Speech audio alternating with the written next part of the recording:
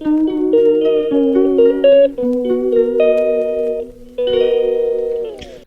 রাধে বন্ধুরা, গোবিন্দের কৃপায় সকলে কুশলেই আছেন। আমিও আপনাদের ভালোবাসায় অনেক ভালো আছি। আমার আরেকটি নতুন ব্লগে আপনাদের স্বাগত জানাই।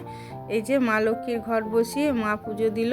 আর ফুল তো আপনার ছিল, মালা একটা নিয়ে এসেছিল রক্তগাঁদা আর ওই চন্দ্রমল্লিকা ফুল মিলিয়ে আর কি। তো ওই ফুলই একটু একটু করে দিয়ে দিল আপনার। আর ঘটে যে রক্তগাঁদা ফুলগুলো রয়েছে ওগুলো আপনার আমার তুলসী গাছের কাছে যে গাছটা হয়েছে সেখানে ফুটেছিল। আর এই যে তারা মাকে একটি জবা দিয়েছি, একটি জবা ফুলই ফুটেছিল আপনার। আর আজকে তো সংক্রান্তি, তুলসী পাতাও তুলতে নেই আর জলও দিতে নেই গাছে, তো সেজন্য গোপুসোনাকের উপর তুলসী পাতাগুলোই দিয়ে দিয়েছে মা। আর গোপুসোনাকে এত চন্দন দেয়, মুখটা পুরো ঢাকা যায় আর কি। দেখুন কত চন্দন দিয়েছে দেখুন।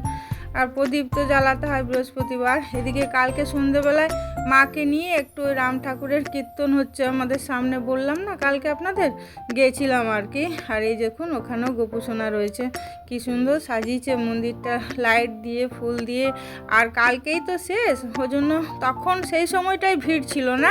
তো রাত্রিবেলায় মানে 12টার সময় তো আপনার পালা কীর্তন হবে, তখন অনেক ভিড় হবে। এই দেখুন অতটা ভিড় নেই এখন, ফাঁকা ফাঁকাই রয়েছে আর কি।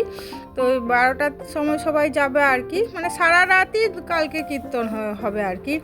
তারপরের দিন সকালে আবার খিচুড়ি খাওয়ানো, মহাপ্রসাদ খাবে সবাই।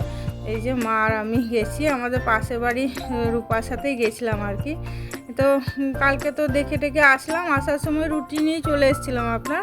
আর সবজি তো দুপুরে বানিয়ে রেখেছিলাম, বাঁধাকপি বললাম তো। আর আজকে রান্নাগুলো দেখালাম না, একবারই ডাইরেক্ট খাবারই দেখাচ্ছি আর কি। কারণ নিরামিষ রান্না তো প্রতিদিন কি আর দেখাবো বলুন। আর নতুন কিছু করলে একটা দেখালাম, ঠিক আছে, একই রান্না, ওই জন্য একবারই রান্না করাটাই দেখাচ্ছি। এই যে গরম ভাত দেখুন, ভাপ উঠছে একদম। আর করলা সেদ্ধ একটা রিমুর জন্য দিয়েছি আর কি। আর এই অরহরের ডাল, আজকে আর পেঁপে দিইনি, পেঁপেটা ছিল কিন্তু পেকে গেছে, তো পাকা পেঁপেটা দিলে তো আর কোনো গুণ নেই, সেজন্য ওটা রেখে দিলাম, এমনি খাওয়া হবে। আর এই দেখুন করেছি আপনার শুক্তো করেছি, কাঁচকলা দিয়ে, বেগুন, আলু, ডাঁটা শেষ হয়ে গেছে, করলা সব দিয়ে আর কি। আর এটা পালং শাকের ঘন্ট। ওই এইবার পালং শাকগুলো শীষ পালং না, কি খেতে স্বাদ আপনার। এখানেও একটু অল্প সিম দিয়েছি, বিম দিয়েছি, আলু, গাজর। আর এই যে আলু ভাজা, আলু ভাজা তো করতেই হবে, আজকে বৃহস্পতিবার নিরামিষ। আর এই আমাদের বেগুন ভাজা আর এই চাটনি, আজকে আমরা এই দিয়েই খাওয়া দাওয়া করবো। নিরামিষগুলো একদিকে ভালোই হয়, মানে কি বলুন তো, তাড়াতাড়ি হয়ে যায়, কিন্তু মাছ ডিম করতে গেলে একটু দেরি হয় তার মানে। আর এই যে আমি এখন খেতেও বসে গেলাম, আর বাবা তো খেয়ে ডিউটি চলে গেছে, আর ইমোশনারও খাওয়া হয়ে গেছে, মা তো নিচে বসেই খায় আপনার।